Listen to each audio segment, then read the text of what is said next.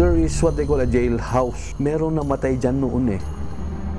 They used to keep dead bodies there. Dami namatay dito. Parang walang bas-bas, kaya sila nagkakagulo dyan. Sir Ryan Eigenman, buksan ang mga mata. Nalasan ng pandinig. I don't know kung napipick up ng audio ko, pero... Diba? Parang may bumubulong sa mga puno pag humahangin eh. Palawakin ang isip. Dahil ang mundo ay nababalot ng misteryo. Isa sa mga pinakasikat na attraction dito sa Baguio City ang Camp John Hay. Maraming pwedeng gawin rito. Maraming lugar na pwedeng puntahan at marami ring kainan. Pero alam niyo ba na ang dating playground ng mga Amerikanong sundalo at paboritong pasyalan ng mga turista ngayon ay haunting ground din umano ng mga espiritu? Noong early 1900s, isang grupo ng Amerikanong sundalo napunta rito, nakita nila mataas nga yung elevation natin, parang ang weather natin dito sa Baguio, parang yung sa temperate countries. So, naisip nila, baka mas magandang, imbis na ipadala sa Amerika, dito nila mag-recuperate sa Baguio. So, nagkaroon ng tinatawag na hill station dito.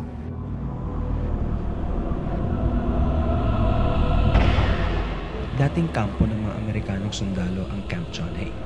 At dahil mahigit 100 taon na ang kampong ito, marami ring mga alaala at mga kwentong naiwan.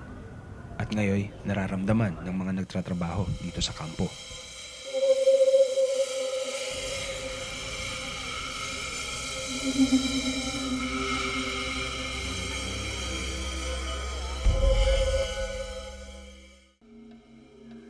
Para kay Zaldi, isa sa di niya malilimutang tagpo sa kanyang pananatili sa Camp John Hay ay naganap sa mismong silid na kanyang tinutuluyan. First 3 months ko kasi, mag-isa lang ako rito, sa cottage, nakatira. And wala pa ako masyadong friends, so wala akong makayag na kaibigan.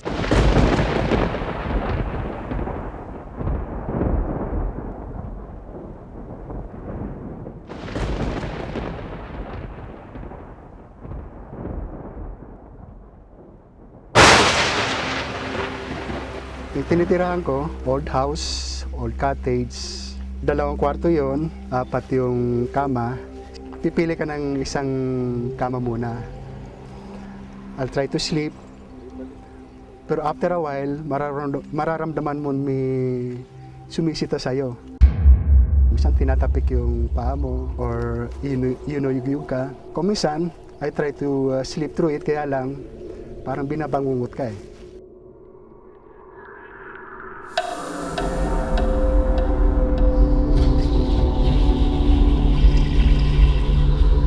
Ginagawa ko, lilipat ako sa kabilang kama.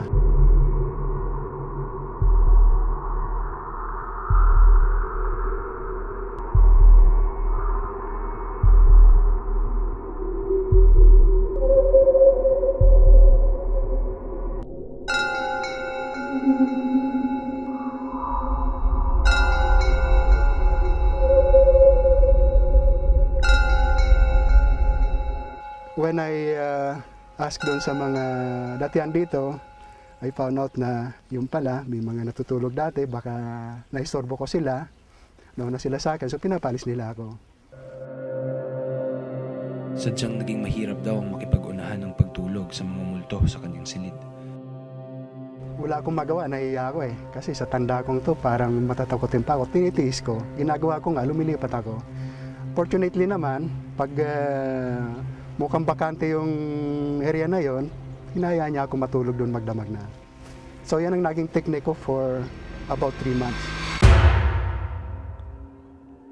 Maging ang dating tour guide sa Gulf area na sa kasalukuyan ay chief firefighter sa Camp John Hay, ay mayroon ding nakakakilabot na karanasan sa dating playground ng mga Amerikanong sundalo.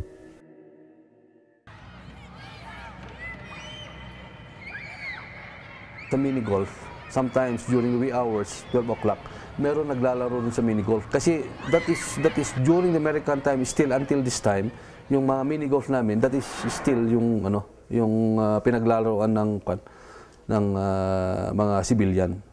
Dahil sa dalas ng mga pangyayaring iyon, ang takot na nararamdaman ay nagiging normal na lamang para sa kanila. sometimes hayaan nyo na lang para parang bang gusto nila naglalaro sila Sa dating kulungan naman daw, madalas magparamdam di umano ang mga dating preso dito.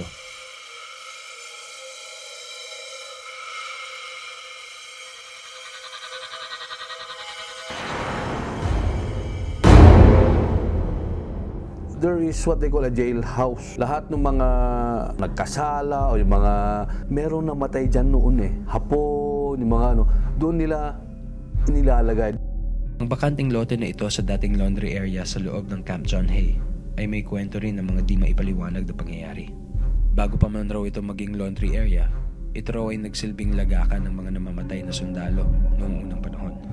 I think naging mortuary nga yan noon So being mortuary talagang expectedly maraming mga kaluluwang naliligaw dyan. Yung doon yung kumaway.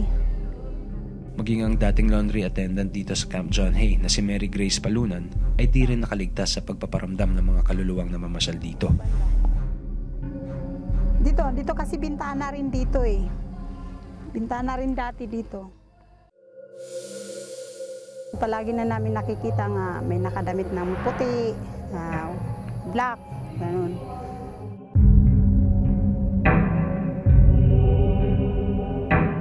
Tapos doon na rin sa akin lahat ng nangyari nga nagpakita yung white lady nga babae.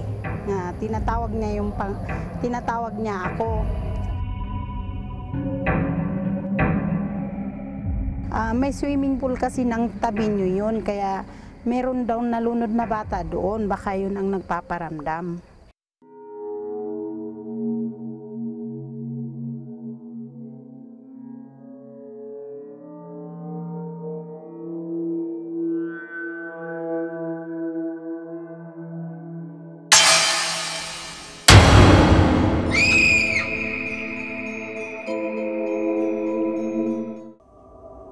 Naniniwala ang mga tauhan dito sa Camp John Hay na kaya mas maraming kababalaghang nagaganap sa laundry area, sa playground at sa dating kulungan ay dahil na rin sa nakaraan ng mga nasabing lugar.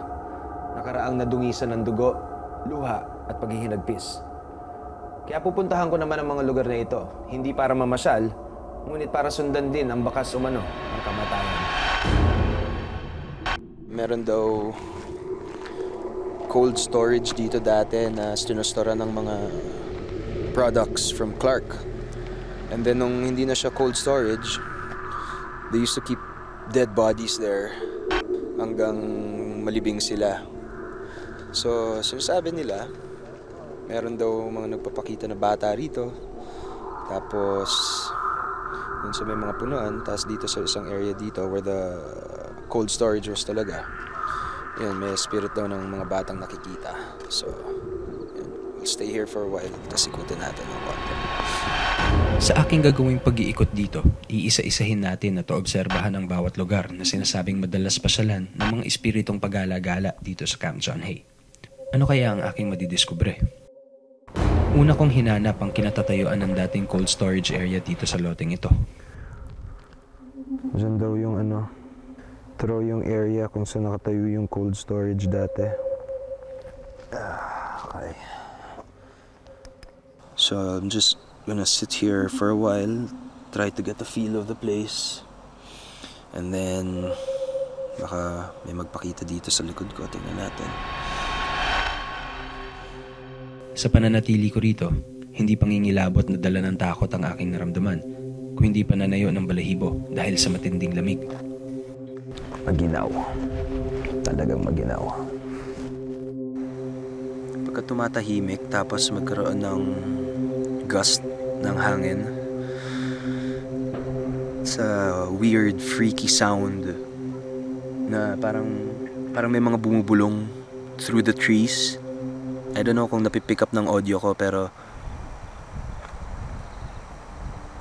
diba? Parang may bumubulong sa mga puno pag humahangin So kung meron sigurong naglalakad dito mag-isa, natatakot talaga siya dito sa tunog pa lang ng hangin sa mga puno. It gives an eerie feeling. Dating naman sa lugar kung saan ako nakaamoy ng di maganda, ito ang aking nakita.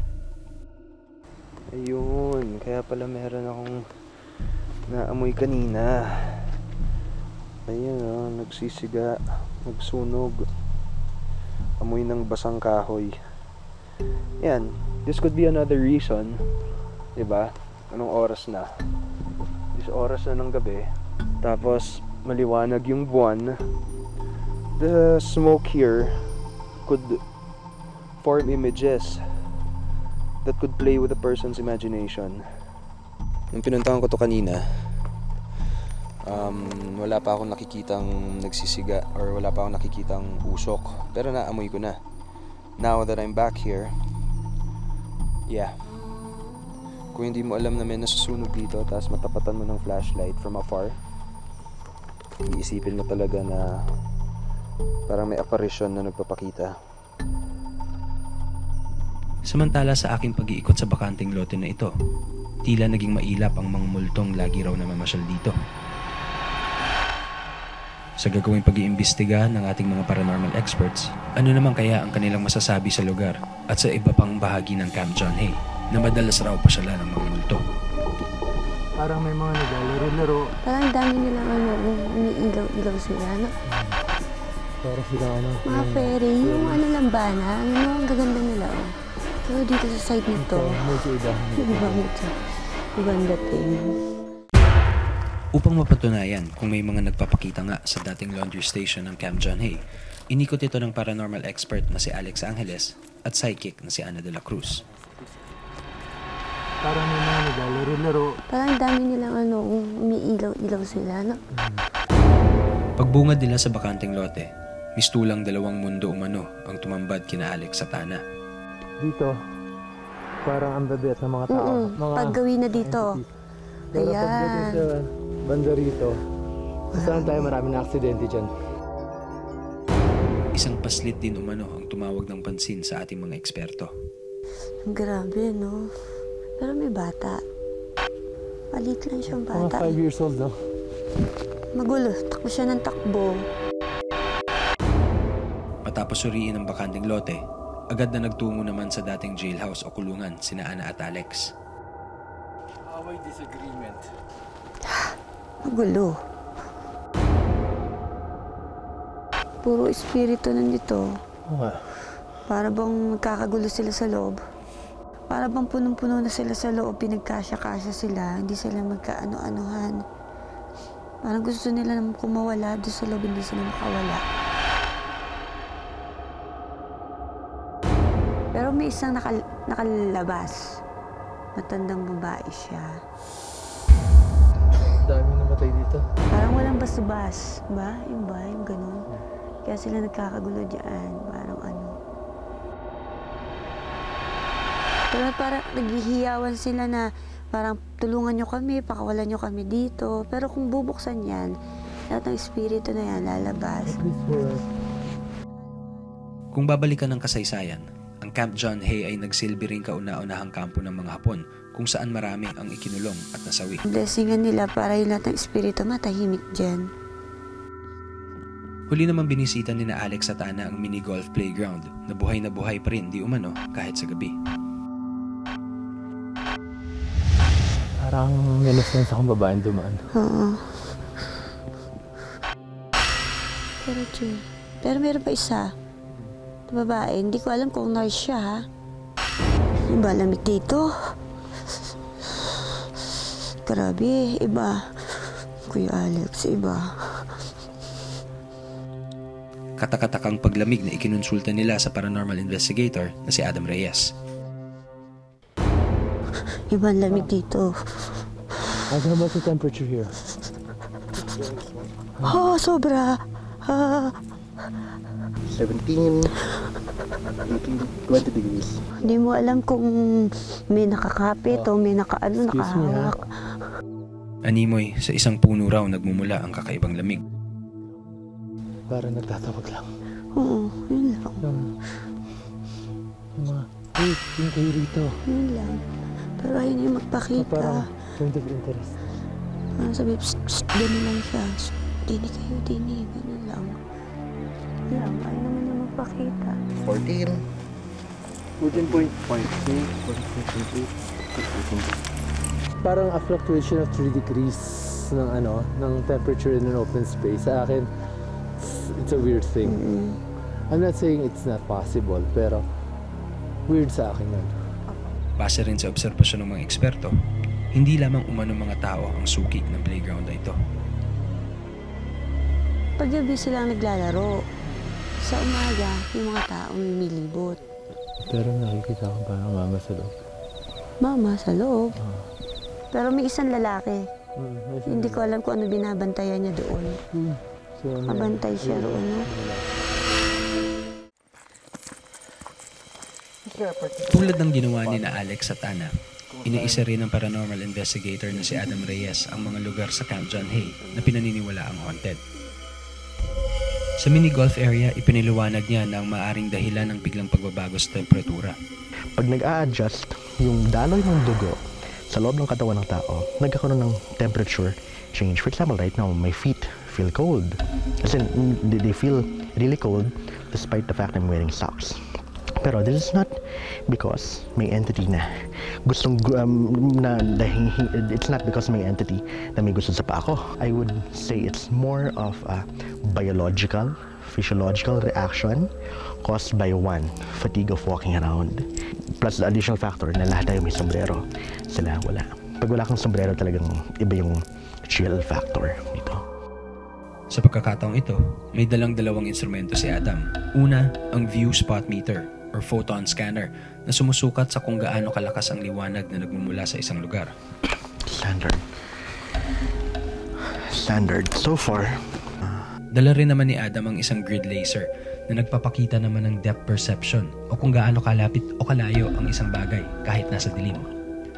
Gamit ang mga ito, masusukat daw ni Adam kung may mga elemento o enerhiyang gumagalaw sa paligid. So far, constant naman ang mga photons dito sa paligid natin. Ayan, katawanan lang. Try rin natin itong grid laser. Baka may makita. Ayan, for example, ayan, kitang-kita ang halaman.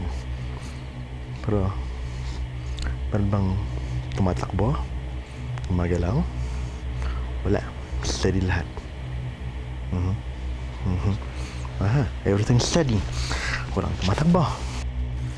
Ayan, if you'll notice, one thing common in Baguio is fog.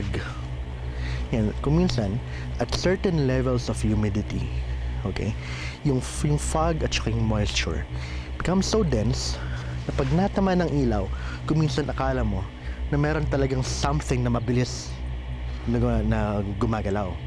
Actually, yung mabilis na gumagalaw na yon, low-flying cloud na yon. Dahil remember, ang taas-taas ng altitude natin. Ginamit niya rin ang kinetic bell at compass para matukoy kung may mga espiritong nais magparamdam. Ang kinetic bell ay isang gadget na binubuo ng isang nakabiting bagay sa loob ng isang boteng hindi maaaring pasukin ng hangin.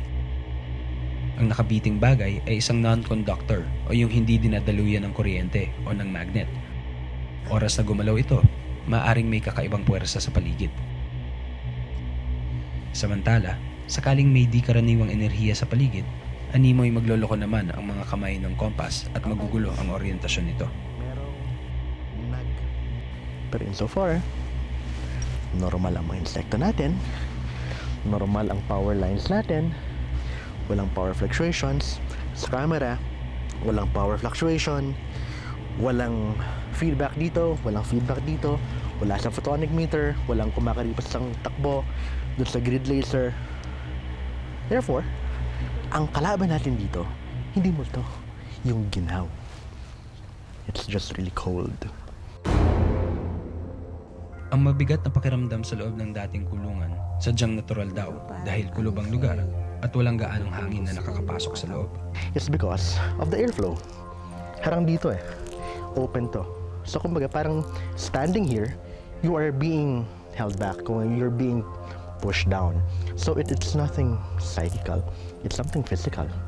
Dagdag pa ni Adam, ang mga pisikal na aspeto umano ang dahilan ng paniniwalang may mga multo sa mga sinuring lugar. Not even one is haunted. The only thing haunted dun sa tatlong locations are the minds ng mga taong nakakakita. Bago natin isinagawa ang paranormal investigation dito sa Camp John Hay, isa lang ako sa libo-libong bakasyonista na madalas umakyat dito. Pero walang kamalay-malay sa kasaysayan ng lugar at walang kaalam-alam sa maaaring nangyari sa paligid nito. Pero ngayon nakatatak na sa isipan ko ang pinagdaanan ng Camp John Hay at ang mga nilalang na gumawa at marahil nag-iwan ng mga alaala rito.